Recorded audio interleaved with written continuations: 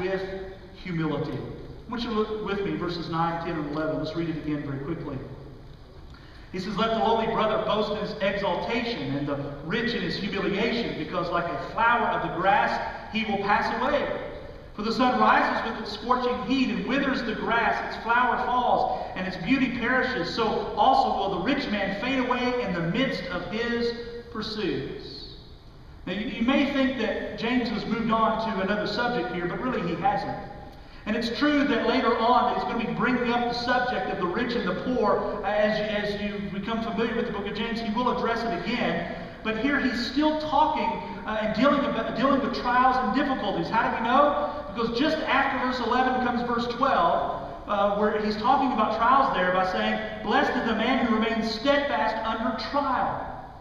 And so verses 9, 10, and 11 are really a part of the bigger context of dealing with trials and ultimately temptations here.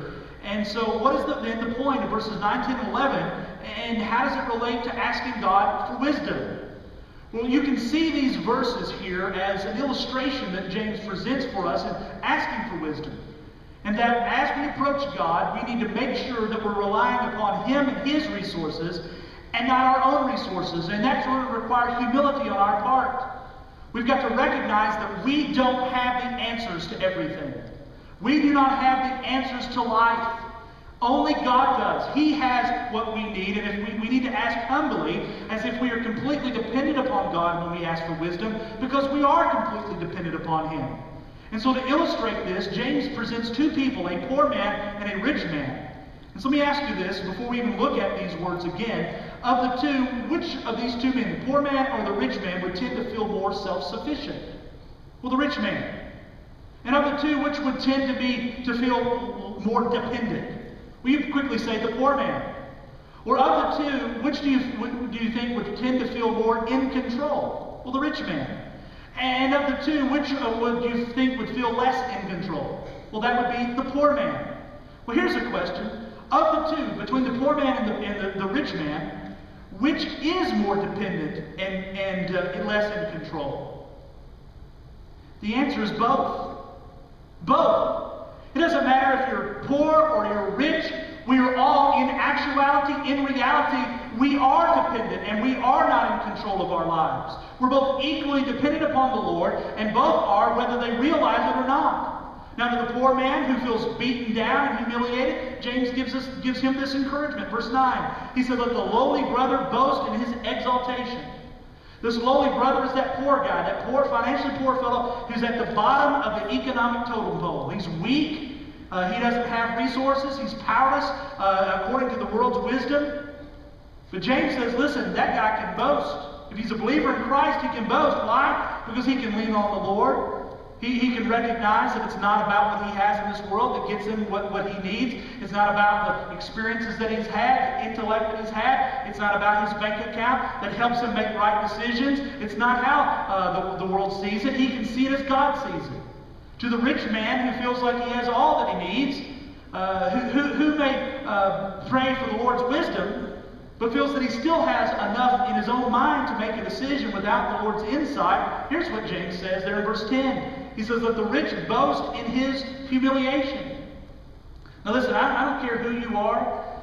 It doesn't matter where you've been or what culture you've come from. We all tend to think that when you've got money, you're blessed, don't we? And when we see somebody that's got more money than we do, we may even think that they're more blessed than we if we don't think spiritually. Let me tell you, the blessing of wealth can be a curse. Because it can lead you to think that you're more secure than you are. Give you a false sense of security. It may make you think that you're in control of your life when you're not. Maybe think that you're smarter and wiser than you really are. You know, there was a story that came out in June of 2009 of a woman in Israel, of all places, who had hidden her life savings of $1 million in her mattress. And now she did this because she really wanted to make sure she had control over it. And so she slept on top. Every night she slept on top of $1 million in American dollars and Israeli shekels. And she must have felt very secure to have that great fortune underneath her every night, holding her up every night. especially since in 2008 and 2009, with all the economic shakeups that had happened in the world, that had caused so many bank failings and financial upheaval around the world. So she was very concerned about losing that money. What's worse, she had had her own individual, personal bad experience with the bank and had lost trust in them. So who could she trust? No one.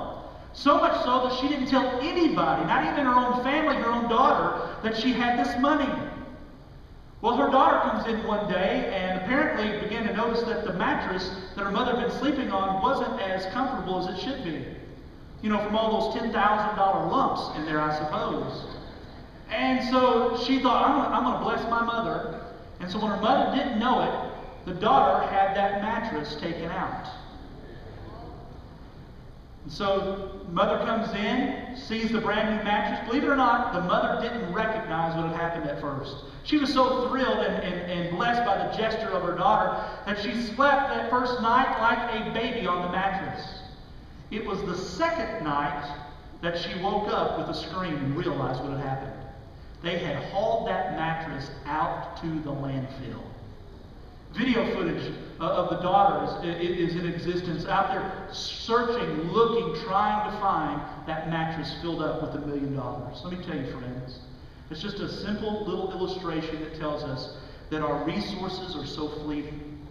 We may think that it can help us and keep us secure and give us what we want and protect us and make us feel like we're in control, but it can be gone in a moment. And one day we know that we will die, we will leave this world, and everything that we have will be left behind us, and we will have nothing. And so James, he's reminding us, listen, these things that encourage us to think that we've got things under control, they're so fleeting. That's why he writes in verse 10, he says, because like a flower of the grass, the rich man will pass away. And for the sun rises with its scorching heat and withers the grass, its flowers fall, and its beauty perishes. So also will the rich man fade away in the midst of his pursuits. He's reminding us, friends, that our status does not change our need for God. It doesn't matter what you've done in this world. It doesn't matter how many degrees that you have hanging on the wall. It doesn't matter how much you've accomplished in the business world. It doesn't matter whether you're rich or whether you're poor. You need God. You don't need to give Him lip service when you ask for wisdom. You need to ask Him for wisdom without doubting, because you really do need it. So ask in humility. We ask for wisdom. Ask in faith without doubting.